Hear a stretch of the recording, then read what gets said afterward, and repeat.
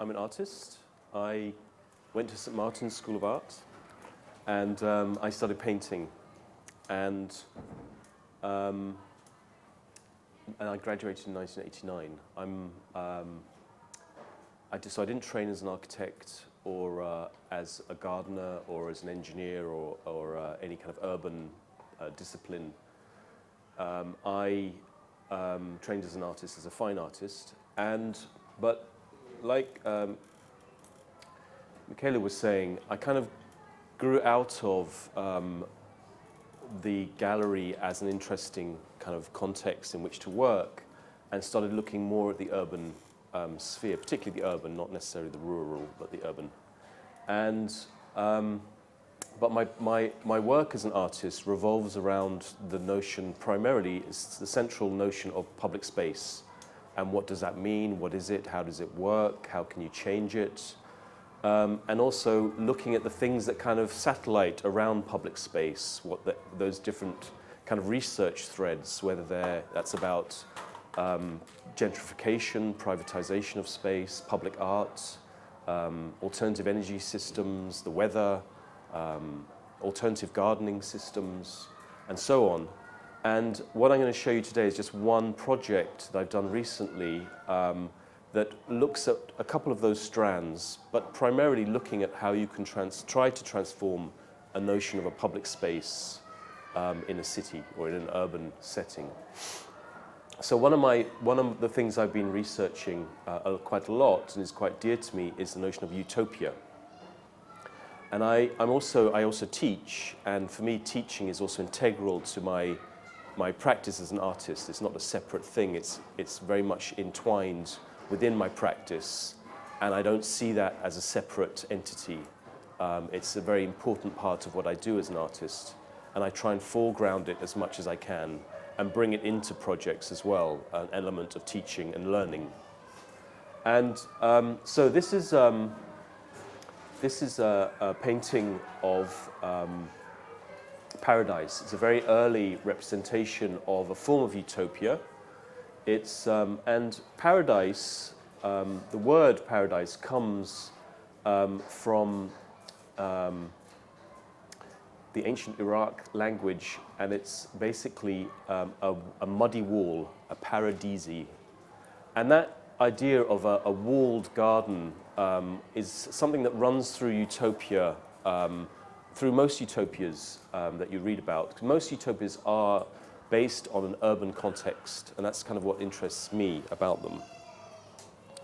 So here you have a classic utopia from 1516, the kind of beginning of the coining of the word utopia by Thomas More, and you see it's an enclosed space, it's an island.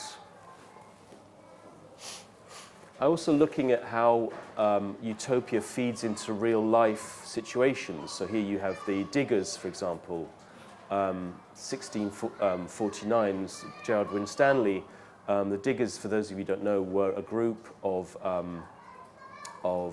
peasants who decided to occupy a piece of land that was being reclaimed by the state and the church. And they basically took over that land, they sort of squatted it and began to farm it. And they were trying to set up a kind of utopia within a very real situation of their land being removed from them, of common land being removed, of a public space being privatized. Here, this is one of the first utopian novels by a woman. This is from 1915. And by Charlotte Perkins Gilman.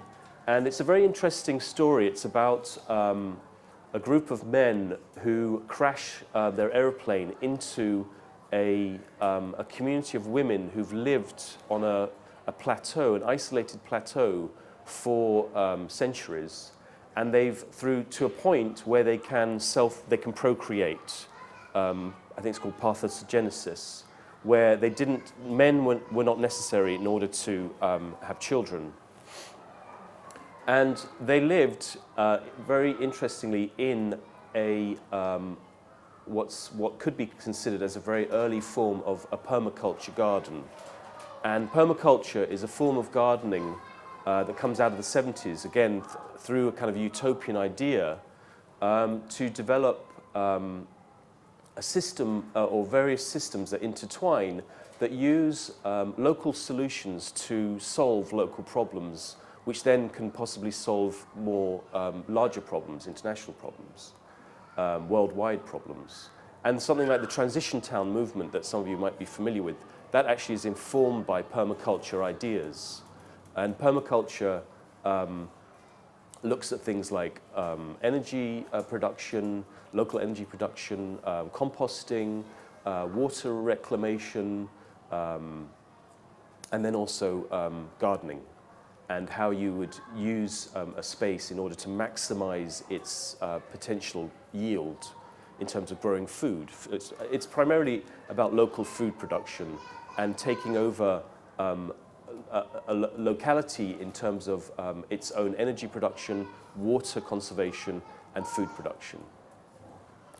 And the women in this novel actually are doing that, but this is before the term permaculture was coined, and using the forest as a paradigm, the wood, the tree, as a paradigm for a kind of utopian society, the woodland, as using gardening around the tree, around the forest. Here you have another instance of a kind of utopian impulse in the late 60s, early 70s, where there was a back to the land movement, particularly in the west coast of America, where a lot of younger hippies decided to basically pick up sticks and move to the countryside to set up communes, collectives, farms, and so on. Most of them failed, except some of the religious ones, and the one of them, which was very successful, the farm, found a niche in alternative midwifery, and that still exists. But for me, I'm just very much interested in this idea of a utopian impulse actually changing the way that we live or the way that we look at spaces, whether that's just in a very small way or in a much larger, ambitious way. And this is a quite famous novel, Ecotopia, which again looks at how we can change the cities that we live in using ecological ideas. And this book was written in the early 70s, and you can actually see ideas in that book filtering through society now.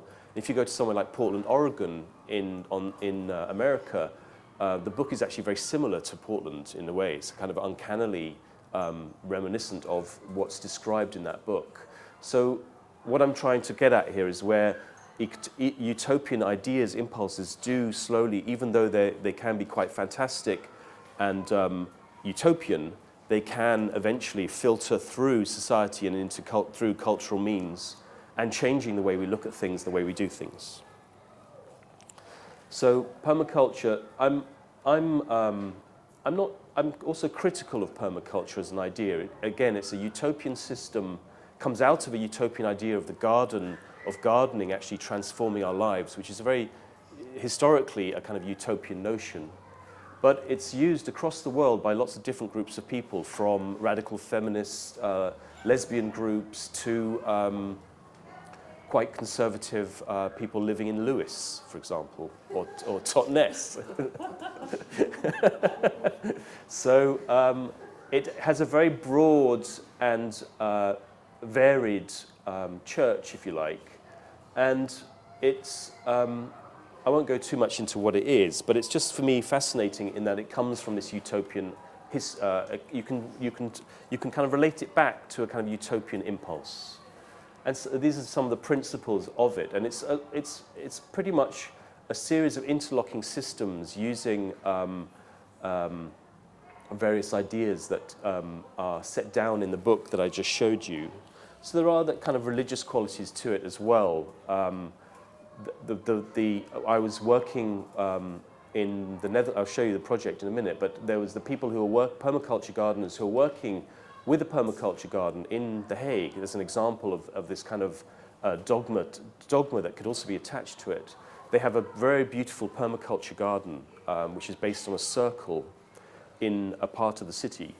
And part of it was dying, part of the garden was dying. And I was asking, well, why are those plants dying and the ones next to it aren't? And they said, because we forgot to follow the permaculture principles.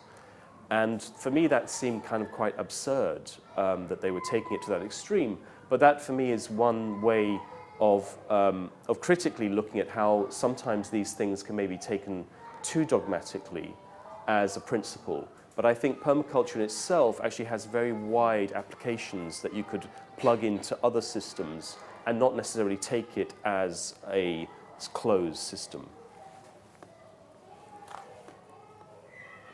So like I said, for example, the transition town movement is quite heavily informed by permaculture principles. And you see that in Totnes, in Devon, and also I think Lewis has a transition town group. And then of course there are other places across the UK and across Europe that are also converting to a transition type way of thinking.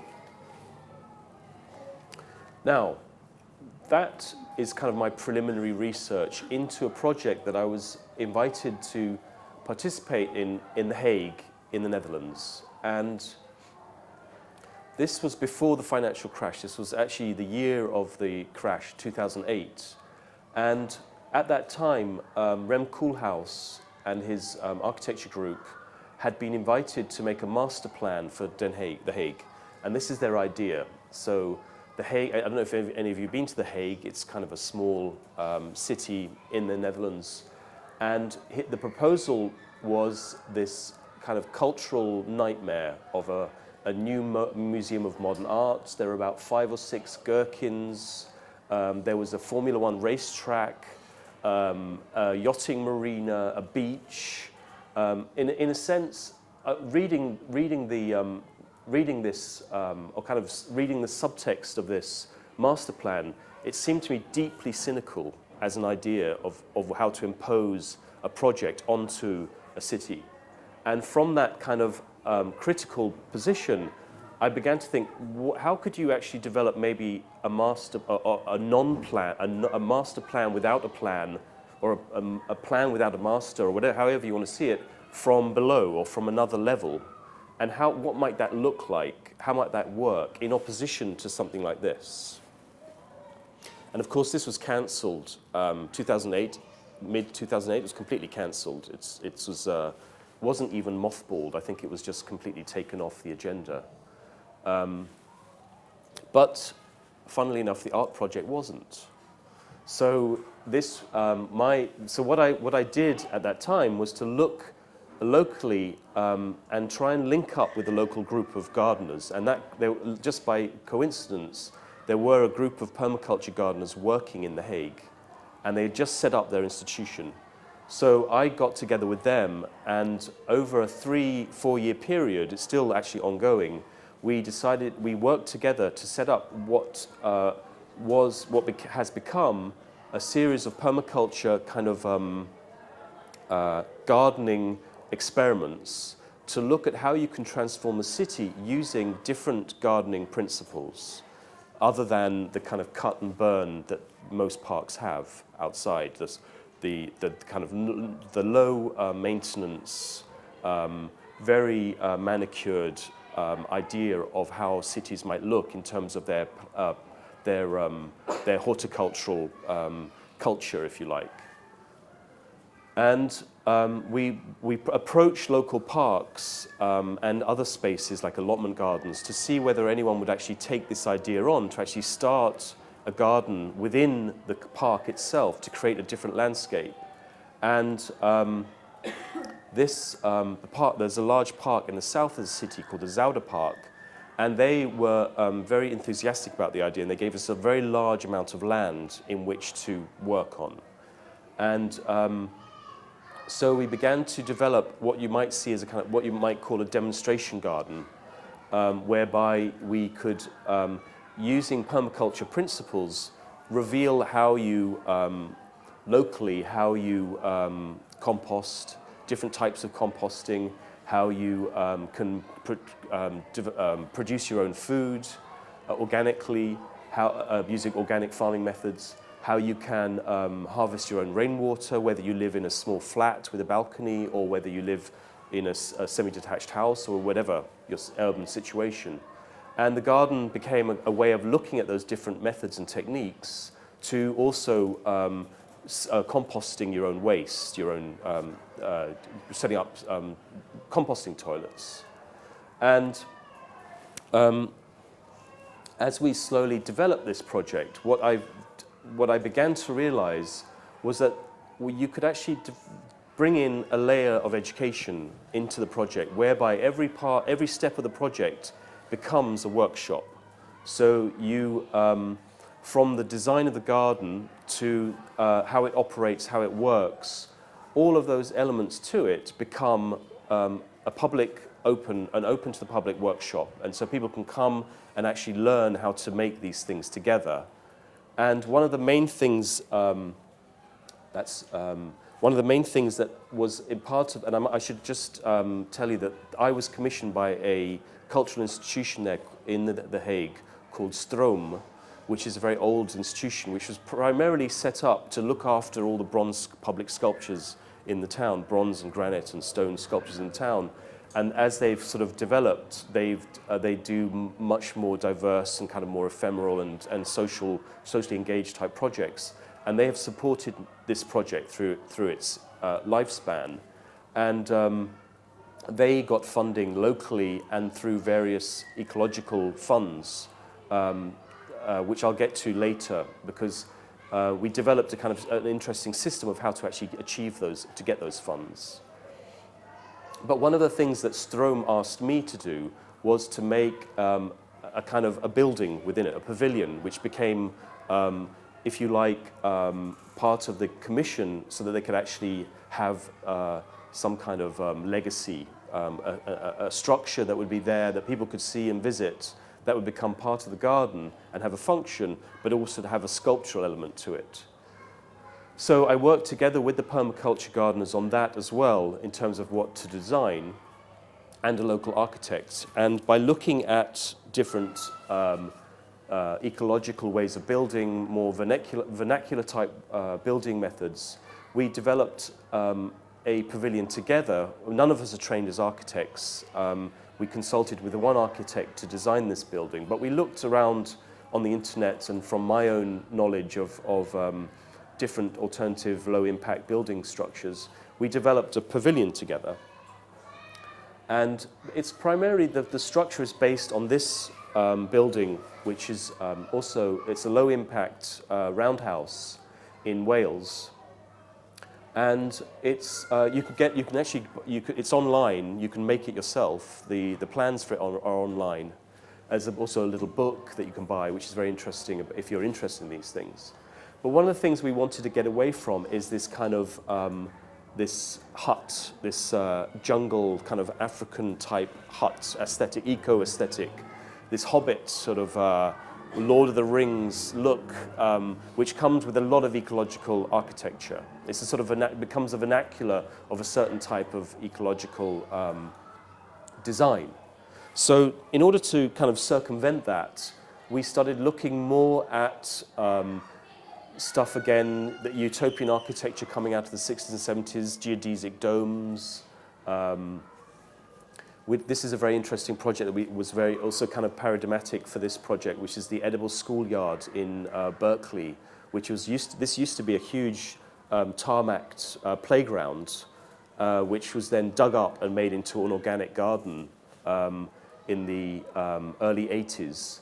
And it's still there today, and so if you could imagine your school, your traditional school playground with just a black top tarmac, this is actually how they transformed it into basically an edible playground, where students also learn how to cook, how to garden, how to farm, how to compost, and the kids at the school learn how to produce food, basically.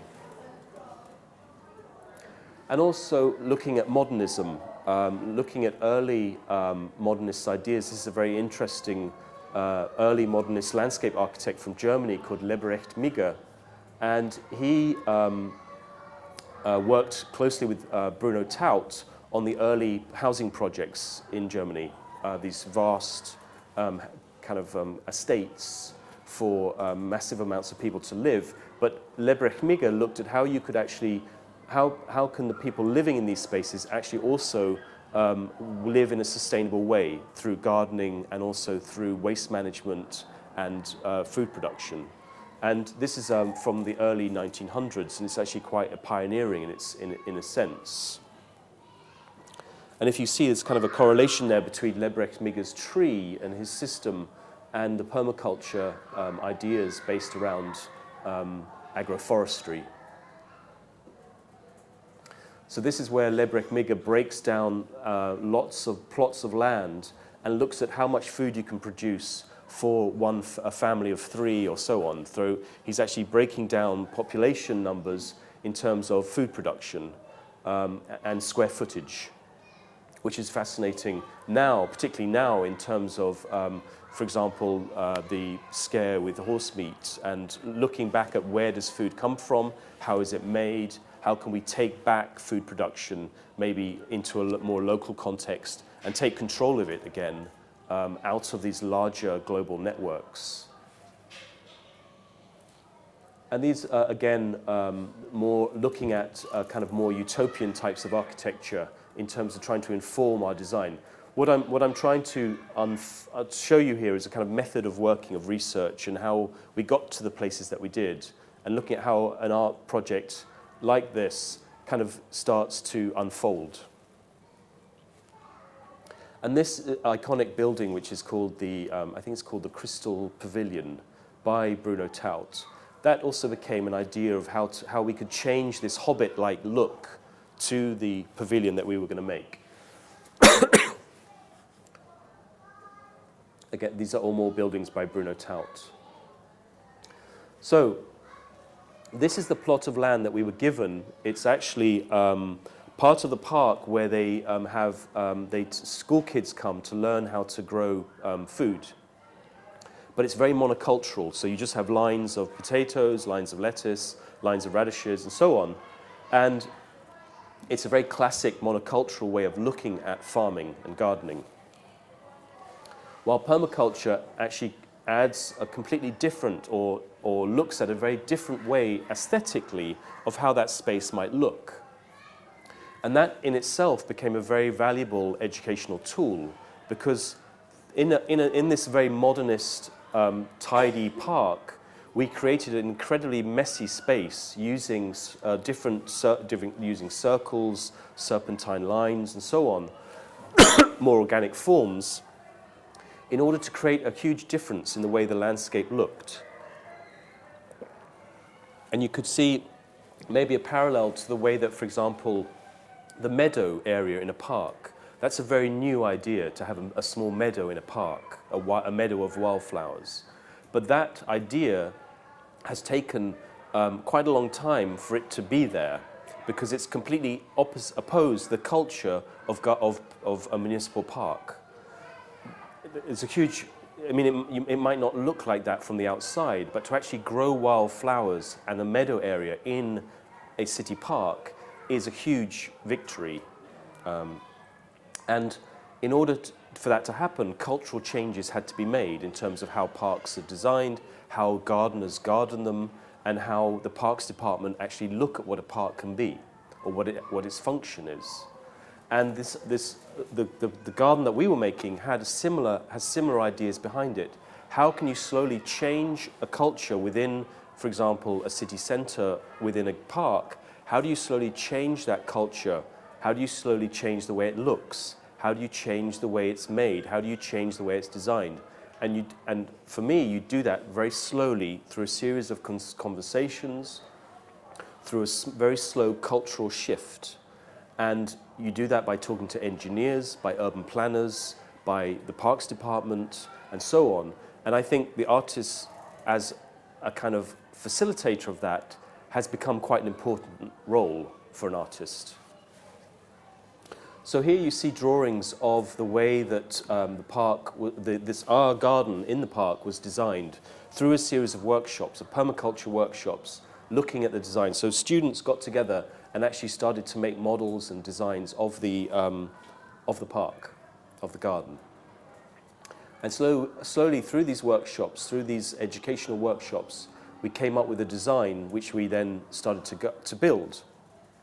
And that also became a layering of workshops. So people could come and start to help make the garden, if you like. And by doing that, they learned how to garden. They learned how to garden using permacultural methods. The building itself, the pavilion, which is in the center of the garden, was a place for workshops, for school groups to come, to shelter, to keep tools, and so on. And that was based on this low-impact roundhouse that I showed you earlier in Wales. And it was made almost entirely from recycled or reclaimed or upcycled materials.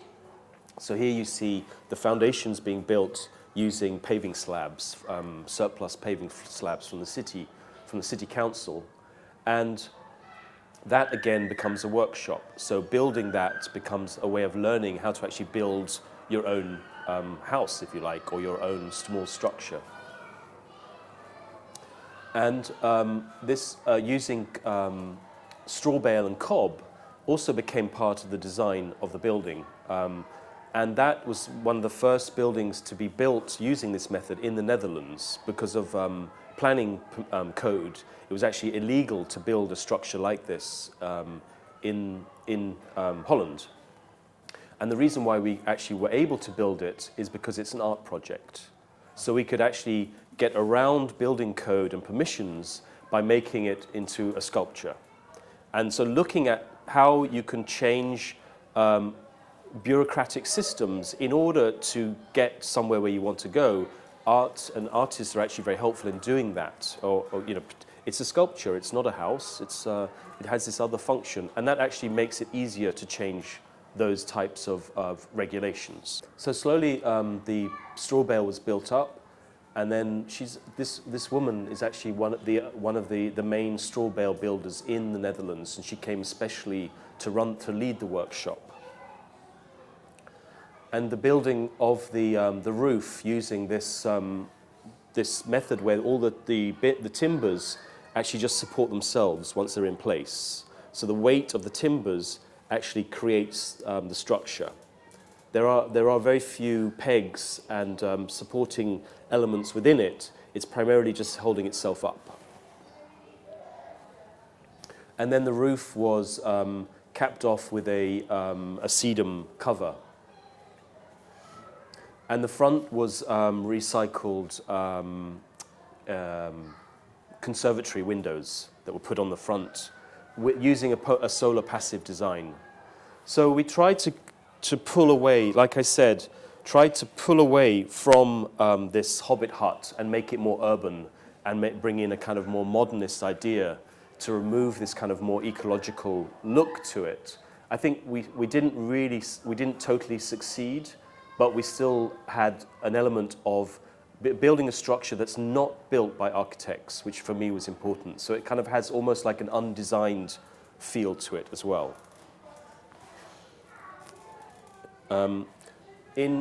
This is what's called a dead hedge.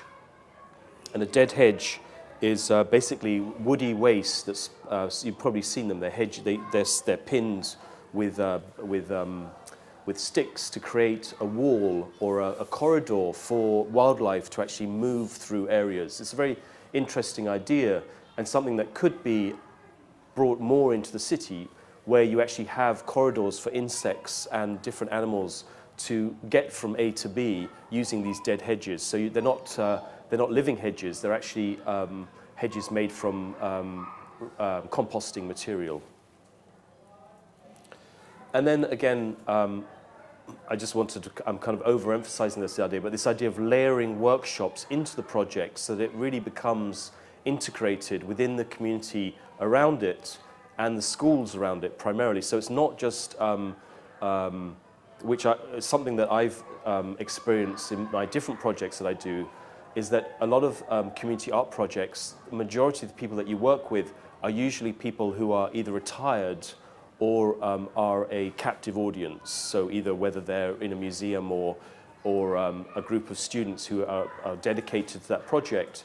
Primarily it's a group of older people, seniors, who have the free time to participate, And by integrating these kind of layered workshops, it's much easier then to bring in other groups of people of different ages into that workshop system. And these are just some of the details of around and in the garden. So the garden now is since 2008, so it took about 2 years to develop. So it's about 3 or 4 years old now, and it's still ongoing. And it has an open lifespan, so it's not as if it has an end date to it. It could, as long as it's successful enough, it will continue. And it actually has now another site which is nearby, which has been given to us by an allotment society, which is a large meadow, in order to create a community garden based on permaculture principles, a kind of allotment garden based on a circle, so that you don't have an allotment in a grid, which you do, which is based on a feudal system of gardening. It's actually based on a circular radial structure, so that you basically are gardening together rather than individually on your own plot. This is just the inside.